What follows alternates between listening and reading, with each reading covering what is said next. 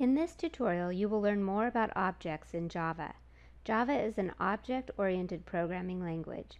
You will learn that objects are instances of classes and how to create your own classes for objects. For our purposes in this course, you will need to recognize the three different types of classes we will be using. The first class is the class containing the main method. When you run a program, Java looks for this main method to start execution. This class is also called the driver program or tester class. In the main method is where we can create objects from other classes. String is an example of a class we create objects from. These types of classes contain information specific to the object and provide behavior for the object in methods that we write. We call this what an object knows by creating variables to hold information specific to the object, and what the object can do, or the methods which we write to provide the behavior for the object. Once an object is created from the class, we can execute its methods by referring to its reference variable name. Creating the object is called creating an instance of the class, or instantiation. This last type of class contains special methods marked with the static modifier. These methods are usually utility methods and are not associated with a particular instance of an object. We run these methods through the class name. An example would be a method which returns the current time. This probably is a little confusing and maybe doesn't make much sense at this point, but for now, just know about the three different types of classes and how they are different. You will want to refer back to this video tutorial a few times throughout the next chapters until the concept becomes clear to you. Now let's look at classes that objects are created from in detail. Think about these types of classes as blueprints for a house.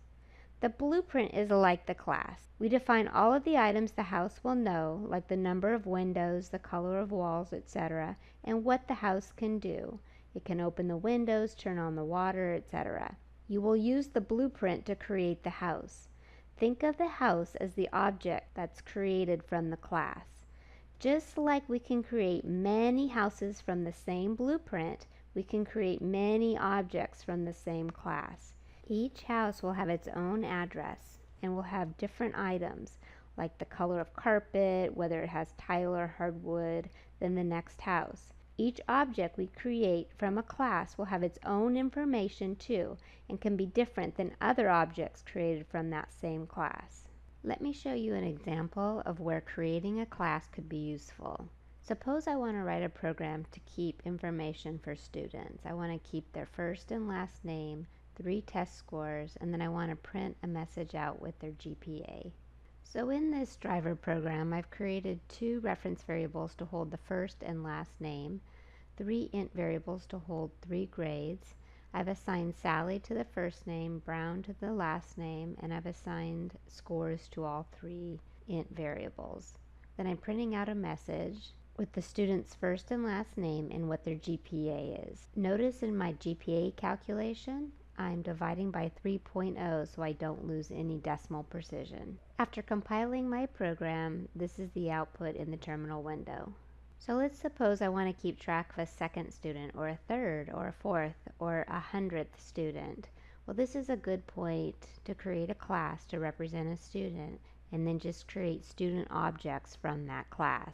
Each student object will hold its own information, its own first and last name, and its own grades. Over here you can see the class to represent a student. Each student object will have a first name, last name, and 3 grades. This method is written to create the object. This method is used to add grades to the student object, and this method is used to calculate the GPA. Don't worry about the exact syntax for creating these methods. We will learn more about that in the next chapter. But for now, let's look at our main method.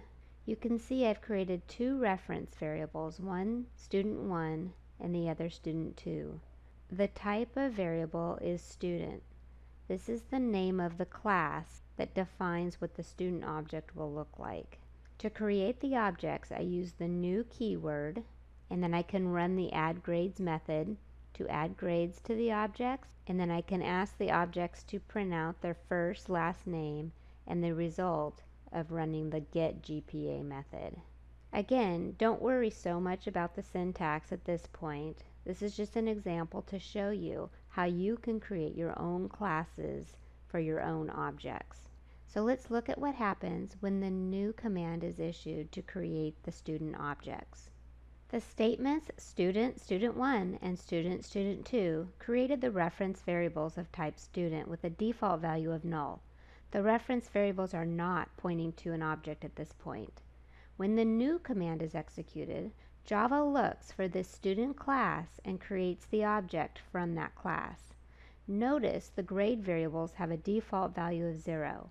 First and last name were assigned when the object was created. The object is placed into memory and its address is stored in the reference variable student1. The new command is executed again to create the student2 object. In this tutorial, you learned that Java is an object-oriented programming language. You learned that objects are instances of classes. Classes are the blueprint for building objects. Objects know things we define with data, and objects do things we define with methods.